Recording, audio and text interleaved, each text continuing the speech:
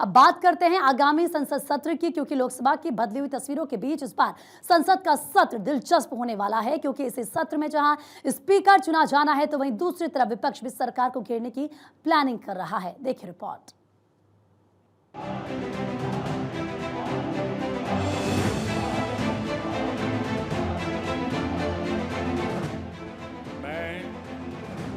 नरेंद्र दामोदर दास मोदी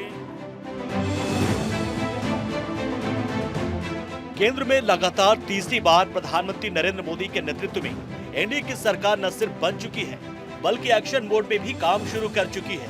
मंत्री अपना पदभार संभाल चुके हैं। अब बारी संसद में शक्ति प्रदर्शन की है, क्योंकि 24 जून से 18वीं लोकसभा का पहला सत्र शुरू होने वाला है, जिसके पहले 2 दिन प्रोटेम स्पीकर सांसदों को शपथ दिलाएंगे। तो वही सत्र शुरू होने के 2 दिन बाद यानी 26 जून को लोकसभा अपने नए अध्यक्ष का चुनाव करेगी। वैसे आंकड़ों की बात करें तो एनडीए के पास बहुमत से ज्यादा नंबर है। ऐसे में सत्ता पक्ष की कोशिश है कि स्पीकर का चुनाव सर्वसम्मति से हो जाए। इसे लेकर कल एनडीए की एक बड़ी बैठक भी हुई। रक्षा मंत्री राजनाथ सिंह के आवास पर इस बैठक में बीजेपी अध्यक्ष जेपी नड्डा के साथ एनडीए के साथी दलों के नेता भी मौजूद थे।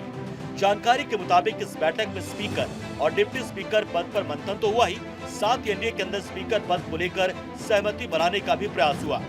एनडीए के साथी दल पहले ही बीजेपी को स्पीकर पद पर समर्थन देने का ऐलान कर चुके हैं। देखिए, स्पीकर का पद सदन का सबसे ज्यादा मर्यादित पद होता है और जो रूलिंग पार्टी है पहला अधिकार उसी का होता है उस पद के लिए। तो जो इंडी गठबंधन की जो मांग है या जो उनके बयान हैं वो आपत्तिजनक है। भारतीय जनता पार्टी या एनडीए गठबंधन का पहला हक उस पद पर है और हमारी पार्टी का मानना है कि भारतीय जनता पार्टी गठबंधन की बड़ी पार्टी है, वो उसका अधिकार पहले है, इसलिए इस पर की गई कवायद बेकार है। एनडीए की इस बैठक में विपक्ष का सामना करने की रणनीति पर भी मंथन हुआ। दरअसल 2014 के बाद इस बार विपक्ष पहली बार संसद खासकर लोकसभा में इतनी मजबूत स्थिति में है। ऐसे में वो न सिर्फ स्पीकर पद पर अपना प्रत्याशी उतारने के मूड में है, बल्कि वो कई मुद्दों पर सरकार को घेरने की प्लानिंग भी कर रहा है। दरअसल कांग्रेस की तरफ से कहा जा रहा है कि डिप्टी स्पीकर का पद विपक्ष को मिलना चाहिए। यही नहीं, इस बार संसद सत्र के हंगामेदार रहने के पूरे आसार भी दिख रहे हैं, क्योंकि मजबूत विपक्ष नीट परीक्षा में हुई गड़बड़ी को लेकर सरकार को घेरने की पूरी तैयारी कर चुका है। तो वहीं जम्मू कश्मीर में बढ़ रहे आतंकी गतिविधियों को लेकर भी सरकार को घेरने की तैयारी है। वहीं विपक्ष दार्जिलिंग रेल हादसे, ईवीएम और मणिपुर हिंसा को लेकर भी सरकार को घेर सकता है। मणिपुर के मुद्दे पर तो कांग्रेस खासी हमलावर है। बीती लोकसभा में तो कांग्रेस मणिपुर के मुद्दे पर अविश्वास प्रस्ताव तक ले आई थी। ऐसे में इस बार वो इस मुद्दे पर सरकार को रियायत देगी, इसकी उम्मीद कम ही है। भारत की संवेदनशील सीमा पर स्थित हमारा मणिपुर राज्य सालों से हिंसा की आग में जल रहा है। राजनीति के चलते बल्कि उस आग को और बढ़ाया जा रहा है। ये सब भाजपा अपने हित में कर रही है। कितने घर जल गए, कितने पूजा स्थल जल गए, पर पार्लियामेंट में कितने दिन तक कार्रवाई ठप गई। पर वार इस देश के प्रधानमंत्री नरेंद्र मोदी जी आपके कान पे जूं भी नहीं रही।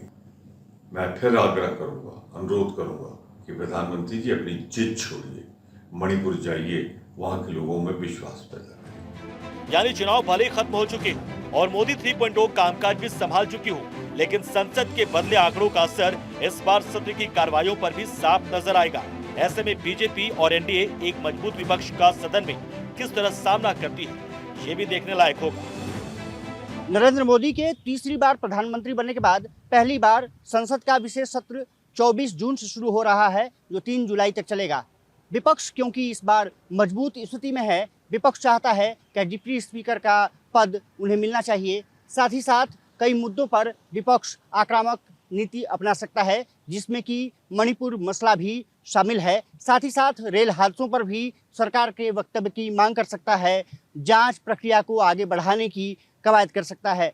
देखना दिलचस्प होगा कि इस बार का संसद सत्र कितना हंगामेदार होता है और कितनी कार्रवाई सुनिश्चित की जा सकती है।